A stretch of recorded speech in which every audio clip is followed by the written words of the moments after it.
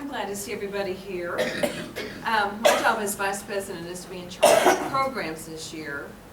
And what I wanted to start was a series called Living History, because a lot of us know people that have history. And if you don't share it, if you don't record it, if you don't get it written down or verbalized, it's lost. When the people die or when they move or unable to speak, then it's gone. So my idea was, Joanne has told me so many interesting stories about her how she met Howard and all that stuff. So I asked her to be our very first Living History presenter, which I think would be appropriate.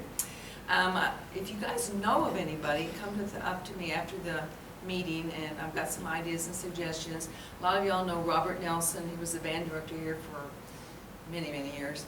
And so I've asked him to come, and he's supposed to be, right now he's scheduled for our February meeting. So, but if you know of anybody, let me know. But I'm really proud that Joan and Howard are invaluable volunteers. Talk about being there at the Heritage Center on Tuesday and Thursday afternoons. It wouldn't be open lots of times if it wasn't for them. And Howard is our docent. Joanne reads she does so much stuff, and she says she's kin to everybody, and when you hear her talk, I think she is.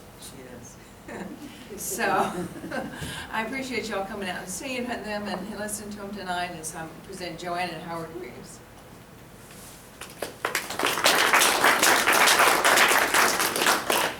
Thank you.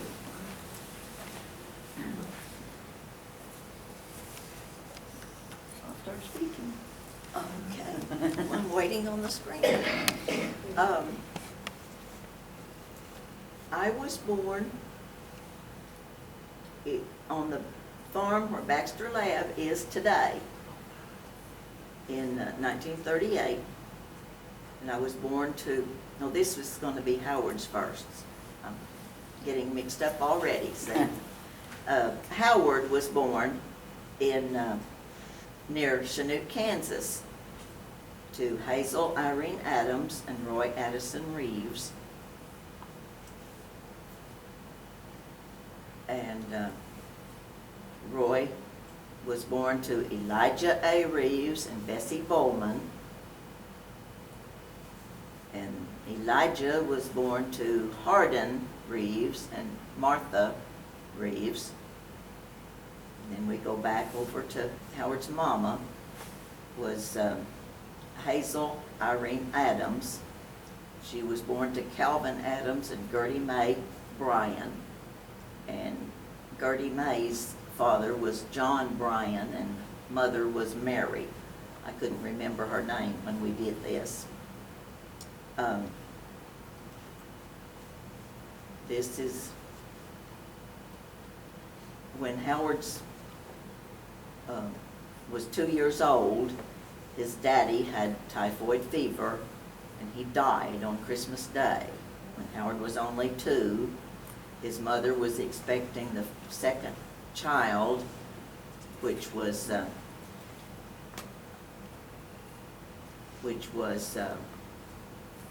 Roy Dwayne Reeves, Howard's brother. Okay, now we can go to the other.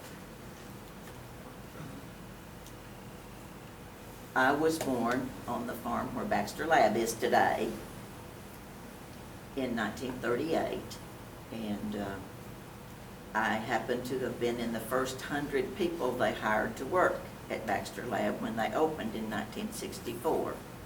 The first 100 women, because they only hired women to do the assembly lines, and they only hired men to be supervisors at that time. Things did change. From there on that farm, we moved to Walker Road in a little 3-room house, and you can see it was a very modest home. Mother had wire and flowers around it, though. She kept it like a home, even though it wasn't much. But that's the house that we lived in. And when I was born, I already had a brother who was 4 years old. His name is Gerald Treat. Many of you know him. And on my second birthday, after we moved to Walker Road, my little sister was born. Her name was Joyce. And after we moved into town, I'll get to that later, but my little sister 10 years later, Barbara, arrived. And she was not born yet in this picture, so we put her in beside. By the way, her husband and 3 children are here today, and she is deceased, so his second wife is here with him.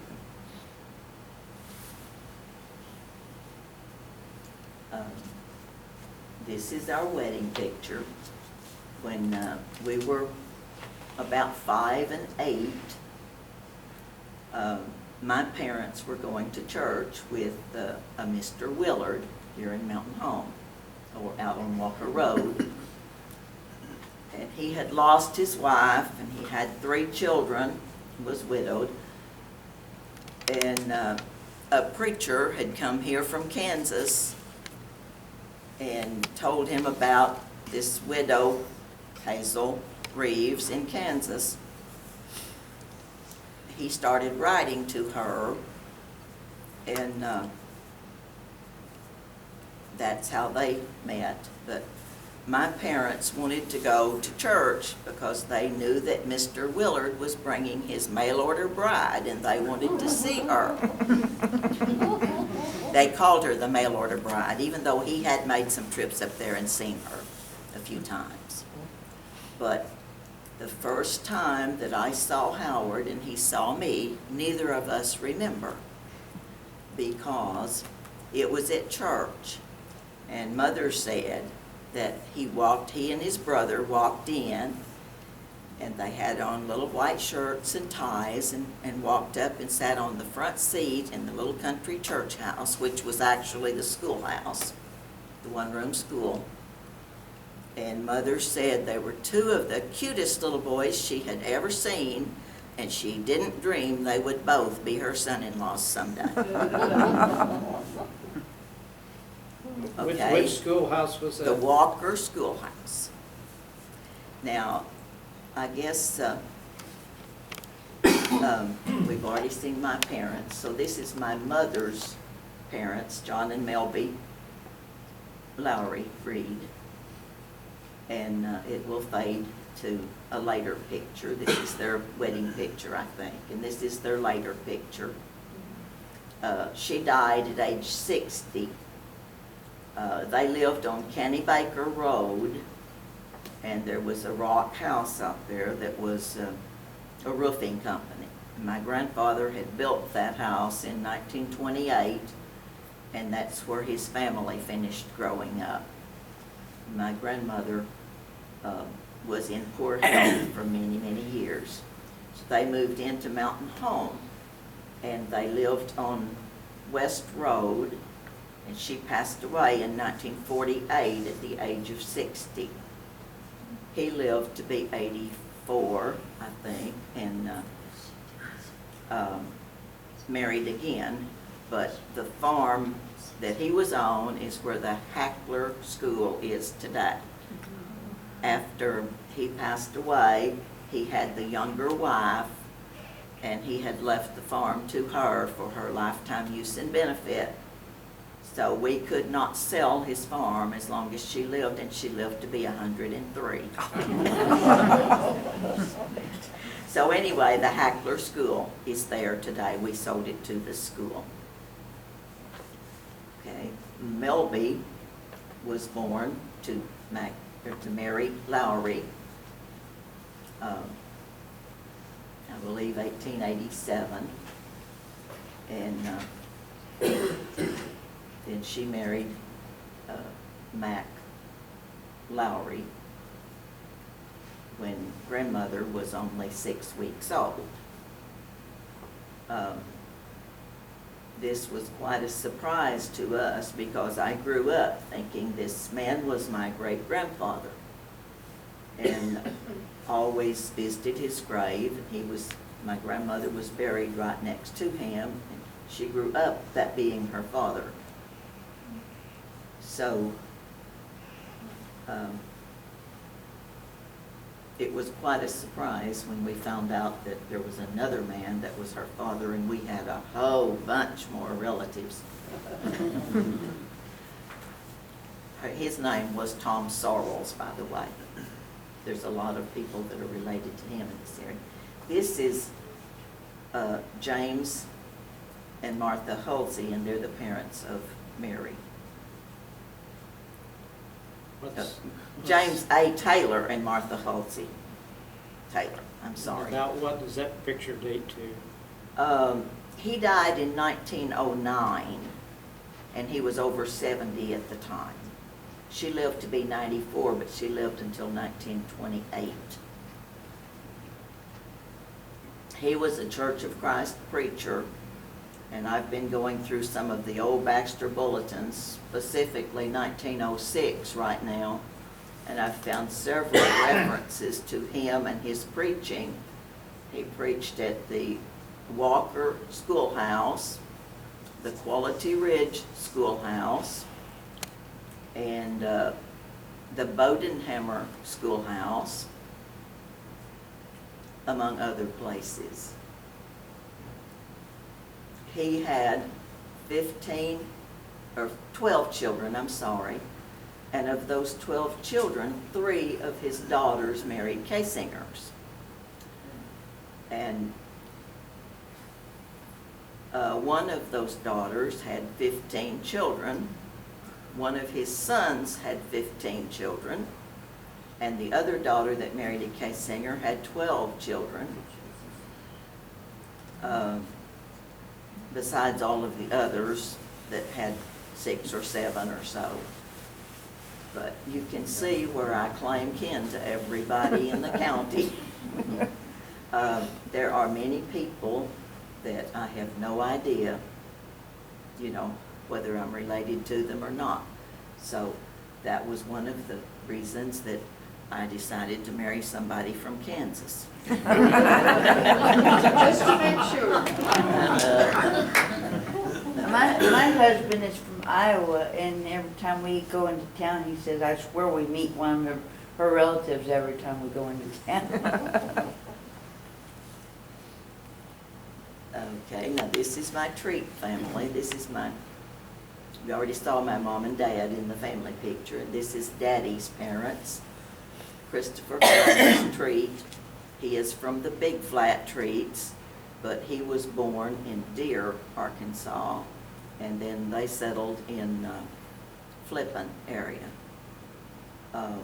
He married Elizabeth Pearl London from over in Boone County, and her relatives were there, but the only picture that we knew was ever made of her was before they were married. She passed away when Daddy was 16 years old. There was 4 boys and a girl, besides a girl that passed away early in life.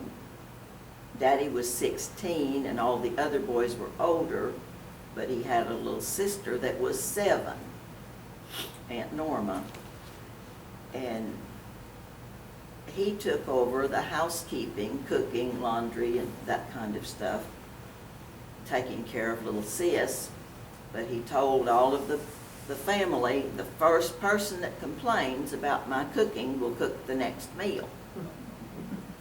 So they sat down to eat one day, and Uncle Jim says, "Ooh, you got the gravy a little bit salty, didn't you? But it's just the way I like it." Because he happened to think that he'd be cooking the next meal. This is Granddad Treat's father and his second wife. Granddad's mother died when he was born, by the way, so they raised him.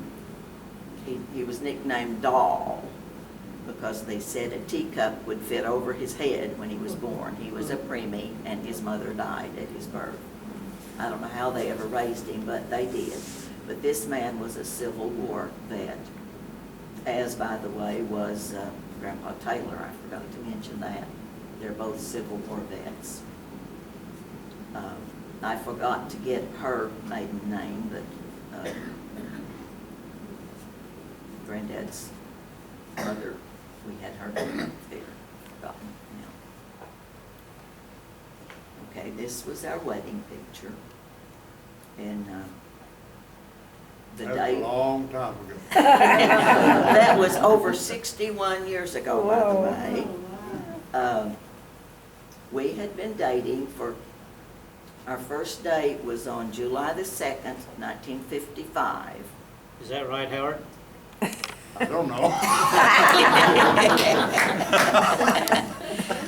That's the house on 10th Street, isn't it? Yes, it is. That house is still there. But we dated for 3 weeks, and he proposed to me. She wouldn't And accept it. I made him wait 3 more weeks for an answer, and I said yes. But the reason, I think, was that his mom was having babies. You know, I said she had 2 kids and he had 3 kids when they got married, and they had 5 more girls.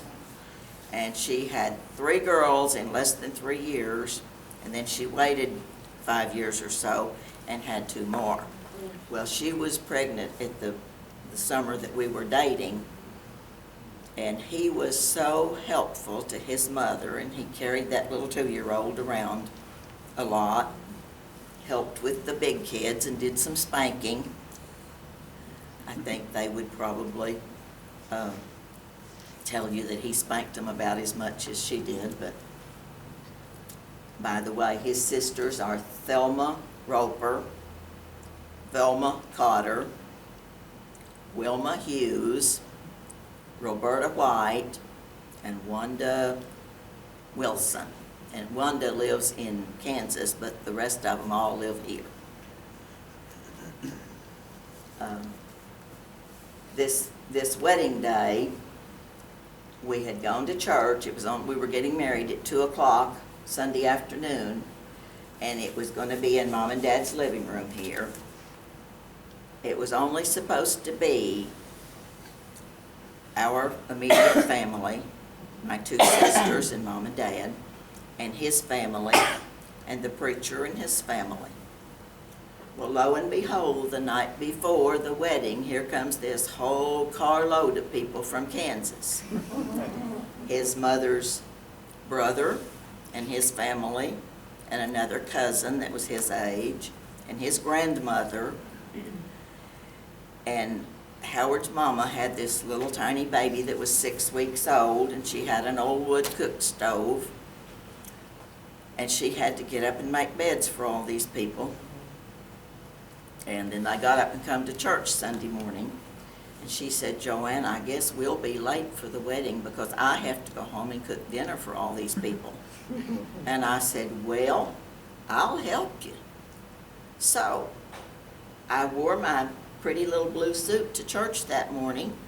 We were going to go on home and get married afterwards. So I went home with her, and she gave me an apron, and we built a fire in that wood cook stove, and we cooked dinner for all those people, and we were late for our own wedding. But we did get to get married about 2:30. What were you thinking while you were waiting, Howard? Something to eat, yes.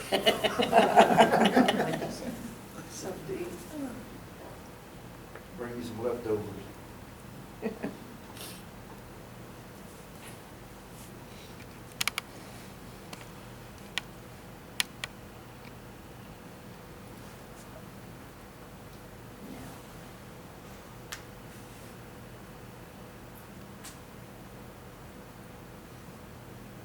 We've pretty much been over all of this, I think.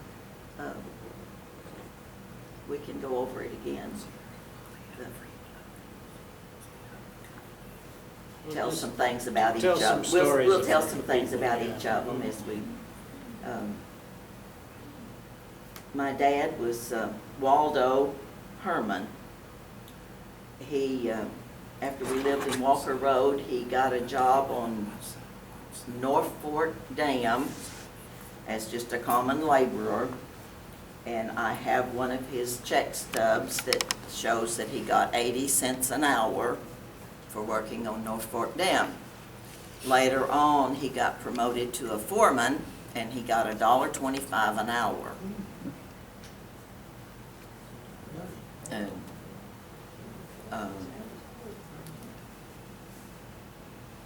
his dad, Christopher Columbus, had a store over in Henderson when the lake went in, and the lake covered his store, so he had to sell that property to the government, and he moved to Flippin and put in a store over there.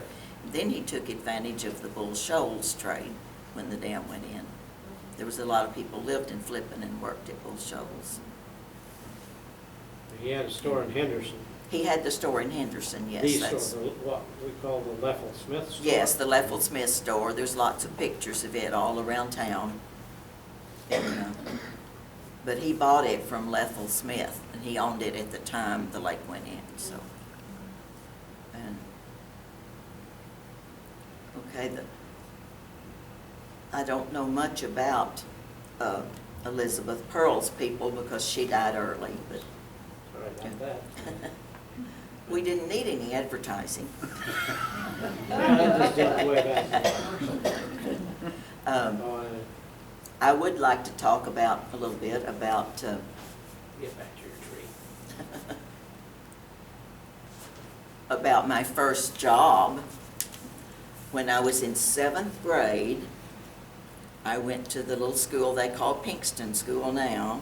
It was when it was brand new, and they had a lunchroom down in the basement.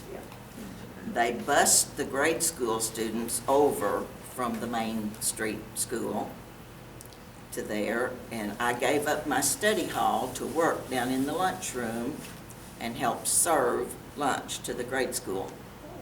And I thought I was working for a free lunch. And I might mention that I didn't know I was getting paid anything else, but at the end of the month, I got a check for between $3 and $4.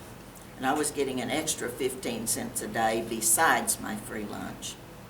So I took my money and went up to Dooley's store and bought me a pair of blue jeans. And I took them home, and Mother says, well, you may have bought them, but that don't mean you're going to wear them. Because ladies didn't wear jeans. They wore dresses at her house. So since I had spent my money, she finally relented and let me wear them on Saturdays at home, but not to school. My second job was at the Ramey Company, the little dime store down on the south side of the square. I was all of 13 years old. The first day of school in 8th grade, Ray Ramey hired me to work after school and Saturdays. And he had me come in, walked from the Pinkston school all the way up to the square, and worked 2 hours after school. Well, he told me, he said, if you can get here a little bit earlier, I'll pay you for a quarter hour or a third of an hour. And at 35 cents an hour, that meant, an extra dime or whatever. So I hurried. But in the summertime, by the time school was out, I had turned 14. And I worked a 48-hour week all summer for $16 a week. So I really know where my money came from. I've been working all my life and very proud of it. Each year we got a $1 a week raise for a while until I got up to 18, and that was top. The women who worked there full-time were only getting $24 a week, but the school kids, 18 was top pay for summer. And then when he put in Ben Franklin down the street, he moved me down there too, because he said I was pretty knowledgeable about filling the counters and things like that. He taught me a lot about work ethics and honesty. And our little cash register in the first dime store, $1.99 was the most it would bring up. It didn't add. You added with a pencil on the back of the sack you were going to put their goods in so that they could take that home with them. But you wrote it down with pencil and added it. And then you ring it up. And if it was $5 and something, you counted 1, 2, 3, 4, 5 with the $1 sign, and then the cents. And it was non-electric, but it worked.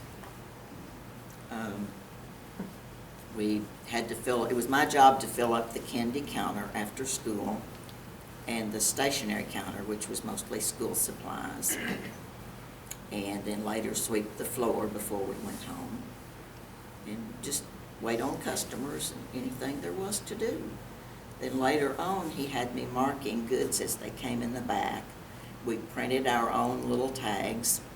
We had pin tags, which came in strips of a dozen that you put, it was like a staple, you put through the material and bent it by hand underneath. And then if it was something you could stick one on, we had sticky tags. And if it was glass or anything that you could mark on that wouldn't damage the goods, we used a wax pencil to mark the price on.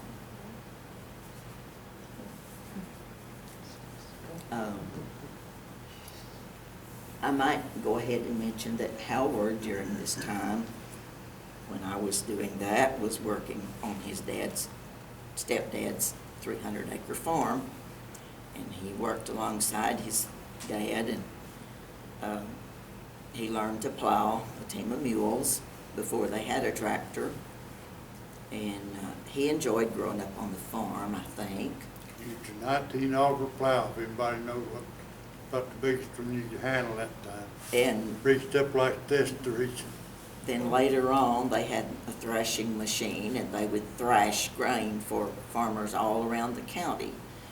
Well, there was this one farmer that wanted to pay him about half wages, and his stepdad took up for him, and he said, "You will not. He did a man's work, he'll get a man's pay." So he was pretty proud of his stepdad that day. Any comments? That was the dirtiest job. I had the sacking end of it, all the dust from the trash machine. They always set it up where it blew on the sacker, I reckon. So eat dust all day long. Now, when you ran that big plow, was that drawn by mules? Yes, 2 big mules. Now, 2 mules do that. I could barely harness them. I was that small. What? Back then, I was probably about 11 years old. When I got out of 8th grade, he hooked me up with a double shovel plowing corn when I got out of school that day. And I plowed a lot of corn after that. Enjoyed it. I always enjoyed more than anything when springtime come. As soon as it got warm enough and we was plowing, I'd pull my shoes off, follow them old mules around that fresh plowed dirt. Barefooted, huh? Yep, barefooted. I was through his shoes. I always told everybody I could make fire fly out of rocks when I was walking down the road. He and his family usually milked between 20 and 30 cows by hand, and sold the milk was picked up there at the farm. And Bull Shoals Dam going in, we butchered 27 hogs that winter. And he peddled the biggest part of it to the workers over there. cut it up into portions or hams or shoulders or what have you. And he had an egg route that he peddled eggs. His stepdad did not work out in public. He made the living for those 10 kids on the farm. Of course, they all helped, but his mother canned all the time on that old wood cook stove. And she had a cellar just lined full of canned food, and then when they butchered, she took the sausage and fried it down and put it in a big old crock and poured the lard over it. And then that would seal it. She could dip down in there and get out enough for breakfast and get kept for months that way down in the cellar. Canned part of it for summertime. She taught me a lot about farm living, and I was just real concerned one day. We was just running real low on money, and needed some groceries, and I said, well, couldn't make biscuits, I didn't have any lard, and I didn't have this. She said, honey, you don't need lard to make biscuits, you've got them milk cows. Skim off the top cream and make biscuits with your top cream. So I made my biscuits, and I put some good thick Jersey cream in there, and oh, they were so good. She don't make biscuits anymore, though. Why? I bake him biscuits every week. I want them. No more biscuits. Be sure and ply these folks with questions. Yeah, we'll, yes. I've been wondering, when was the first ancestor of yours that came to Baxter County? Who was that? The treats would have been in Big Flat probably first, and probably James Anderson Taylor would have been my great-great-grandfather. Do you know around what era that was? No, I had 3 that served in Civil War. But, in this area? well, no, the treats would have been from Marion County. Oh. But James Anderson Taylor would have been from Baxter County, I think. I'm not real sure. I haven't looked up all of the records and things. I have them in a book, but I have to look it up and write it down to remember all the specifics. Tell them about your first date. Our first date. Well, do any of y'all know Clinton Pittaway? Yeah. Well, he was one of Howard's best buddies, and he came with him to ask me for the date, and he asked Joyce, my sister, to go with him. So we double dated with Clinton, and we did for a while, but then Clinton went to the Air Force. Yeah, just before we got married.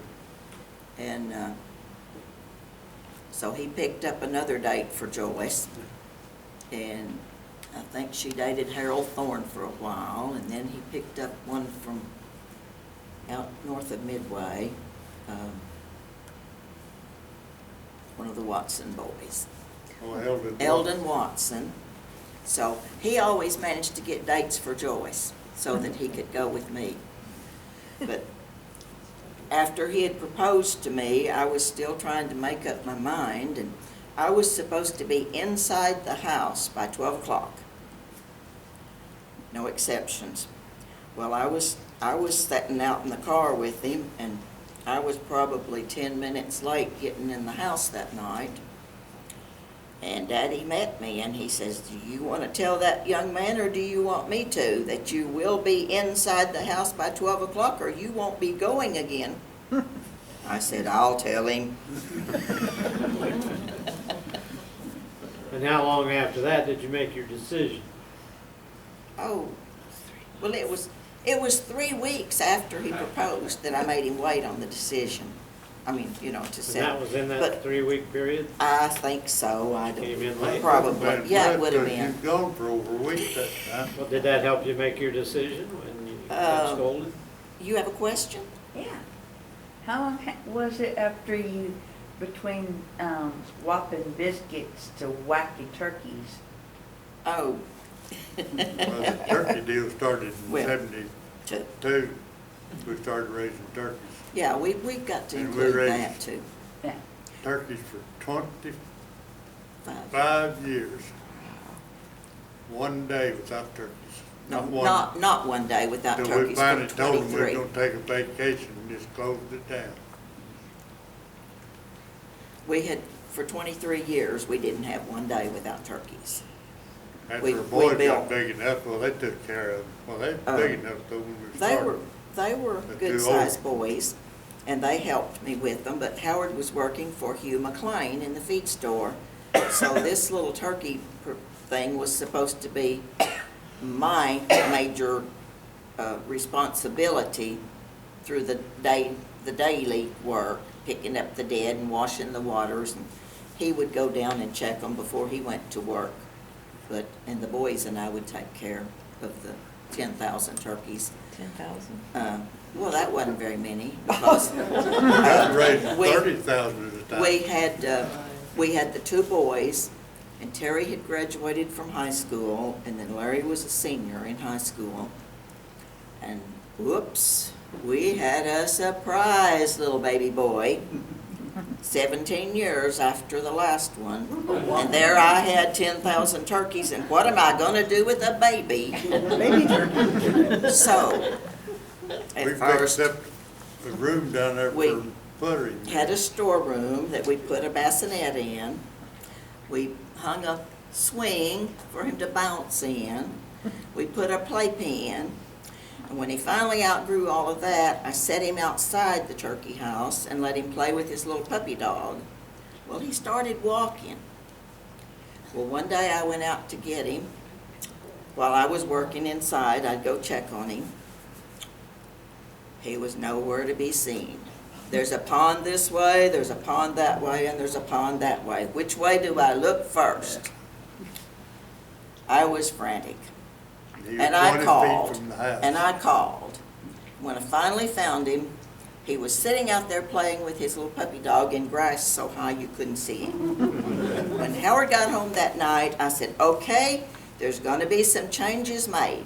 We're either gonna hire a babysitter, or you're gonna quit and stay home and take care of these turkeys. I've had it up to here. He quit. We built a third turkey house, bigger than the others, and increased our capacity from 5,000 times 2 to starting 10,000, and had 3 turkey houses. So we had 3 stage. We started 10,000 babies. When they were 6 weeks old, we moved them down to intermediate house, started more babies. These got to be 12 weeks old. We moved them over to the finishing house to finish them out. We moved the babies down there. We cleaned out in between each of these. How do you move We- 10,000 turkeys? Carefully. I mean, do you have to pick them all up, or you put No, them in no, crates, no, or? no. We had a I trailer fixed the trailer later. We first started out driving them. just driving them down to one house to the other. But if their feet got cold, they would sit down and sit there to try and warm their feet. And you couldn't make them move with anything. Oh, We ended up having to pick them up anyway. But we did It's finish. all right in summertime, but wintertime you couldn't drive. We raised those turkeys. The one flock that was the most stressful, we had raised a big flock of toms. This was why we still had just 2 houses though, for Campbell Soup Company. They were supposed to be pretty big toms for flavor to go in the soup. The truck strike happened along about 1974. We couldn't get anybody to haul our turkeys from here to, Springdale, Was it- Fayetteville one. so over in that Over in that area. area. We had borrowed the $40,000 it was gonna take to raise those turkeys out. We had used all of our loan, and we were still having to feed the turkeys. Well, Hugh McLean, bless his heart, he just kept bringing our feed and trying to find us a driver to haul the turkeys. Well, by the time we sold the turkeys, they averaged 36 pounds each. And we owed him $16,000 more than the $40,000 loan. And when we sold them, we actually made $5,000 on that flock of turkeys. But that was, stressful. Howard was having nightmares. He'd sit up in bed and say, someone's in the turkeys. And when that flock was over, we decided not to borrow the money anymore. We would let Butterball, what's their name? The Butterball turkey, Swift's Butterballs, give us a contract, and they would buy the turkeys, and they would buy the feed, and we would furnish the labor and the propane. And we had a contract with them at so much a pound to grow turkeys. Where'd you have And- your turkey farm? It's 10 miles north of Mount Home, just north of Midway. We still have it, but we retired 20 years ago. We have a couple turkey houses sitting there. One's full of junk, one's got hay, and we use it for Cattle, feeding hogs, cattle and lots of whatever. things in. But, and one of our sons lives next door, and he uses it to, he's an auto mechanic, he works for County Road and Bridge right now. But he used to work on his vehicles in it. We just use it. But we got tired of growing turkeys. We lost 2 houses in that time with snow collapsed. Oh, yeah, that was, We built the third one back, well, the next one come along, it collapsed, and I like about 2 years of being old enough to retire. Said, we'll run 2 we houses. said, we'll take the insurance money and run. Why not? But now you can't do that, you gotta build We back. had one major catastrophe. We had what Hugh McLean preferred to call human error. Howard listened to the weatherman on the TV. We had saran curtains up and down the sides. They're supposed to be breathable curtains, but he rolled them up a little bit too tight. When he went down there the next morning, he went inside and he had to walk halfway down that 360-foot building in order to roll the curtains down. He thought he was going to pass out before he got there. It warmed They- up they that had- night. Instead of getting colder through the night, it warmed up, and the turkeys were piling against the wall. Trying and, to get air, and they couldn't get it. And Suffocated? they Yeah. suffocated, and we had to carry out by hand and pile in piles of 50, $15,000 worth of turkeys. And then we had to hire a backhoe to come and dig a big, long trench and load them up again and haul them and dump them in the ditch and have them covered up. So we learned about human error, and we're a little more careful to check things. That's why I say, you got, like dairy cattle, you're busy 7 days a week, 24 hours a day. So you gotta stay on top of it. That's why I swore, when I grew up, I would never be a farmer or marry one.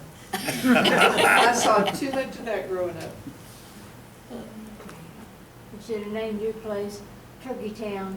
Well, it had a sign there that said Reeves Turkey Farm. And we retired in 1997. I wanted to grow, Howard became 62 that year, and I wanted to grow another 2 or 3 years. And he said, if I stay that long, I won't live that long. Well, I thought he was exaggerating. So help me, 6 months before he was 65, he had a major heart attack and they had to fly him to Springfield. And I argued with the doctor, and he said, ma'am, this is a matter of life and death. He has to go. The heart doctor went out of town about 30 minutes before I got there. So anyway, I've never had no more heart problems. That was it. It No was- surgery, no nothing. So I've been he just had a a blood lucky clot man. that he didn't even have to have a stent or a bypass or anything, but it did some major damage to his heart. But if I had had 30,000 turkeys when he had that heart attack, where would I have been? So he knew what he was doing when he said it was time for him to retire. That was one time he overruled me. Wasn't there some story you told me about going to was it a hog butchering or something, or? Oh, the molasses? Yeah. Yes. We were dating, and like I said, now I lived in Mountain Home. He lived off out in the country. I was only 9 when I moved from the country into town. So he said, well, you want to go out to the house Saturday night or Friday night and watch us cook molasses? I said, oh yeah, that'd be fun. So, not knowing about molasses making, I put on my frilly little dress and my high-heeled shoes and dressed up to go, and it was out in the middle of the field. And right on the creek bank. and they skimmed this old gummy stuff off the top of the molasses as it boils and dip it on the side, and you step in it and all that No, stuff. you didn't either. Well, you could. Good. We had one guy Now, we were there. told not to argue when we were up here. No, she No, you can said, argue, just not fight. talking about stepping in that gummy hole, it's right close to the pan where it's coming out. There's a guy helping us that year on the farm. And, well, I wasn't, I'd gone to worked out by that time, but anyway, every time he'd walk by there, he'd step in that. Of course, it's about this deep. And a lot of times it was hot. Well, the creek was about 10 feet, so in the water he'd go. I don't know how many times he stepped in that one night. We might should tell about Howard's first job. He went to work for North Arkansas Milling Company, and it was kind of catty-cornered across from our archives building there, down the street a ways. But he worked, start with, for 50 cents an hour, and by the time we got married, he was getting 75 cents an hour. This is in 54 and 5. Uh-huh. But when we got married, his take-home pay was $31.72 a week. I remember it to the penny because it was my job to budget. We bought our first house. The People's Bank financed it 100%, and our interest and principal payment combined was $35 a month. And he had a car payment of $18. And so by the time I got those two payments out, whatever was left, we could buy gas and groceries or clothes or whatever we needed, pay utilities, but we budgeted that. And it was, we allowed $5 a week for groceries. Occasionally, most of the time you could get hamburger meat for 4 pounds for $1. But on the weekend specials, they had Thursday, Friday, and Saturday specials then. One of the stores would run it 5 pounds for $1 occasionally, and I would get 5 pounds. We didn't have a refrigerator, we couldn't afford one yet, so I would package it up and put it in Mother's refrigerator freezer. They didn't have a deep freeze, but she would let me use part of her refrigerator freezer, and he would come by after work and pick up some to bring home. But our first house was out Where Fireside is. Fireside Grill, out used to be Couch's Barbecue. That was a full acre with a little 3-room house on it.